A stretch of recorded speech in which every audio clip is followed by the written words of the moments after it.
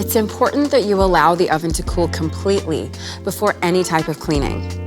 Once it is cooled, gently rub a soft, damp sponge or cloth along the length of the heating element.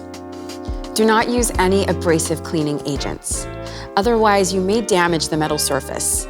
Cleaning your oven with a 50-50 mix of water and vinegar applied to a microfiber cloth is a natural and gentle way to restore your oven's shine. Now, to clean the splatters, which may have occurred while cooking. Because the inside oven walls feature a special non-stick coating for easy cleaning, choose a mild detergent or spray.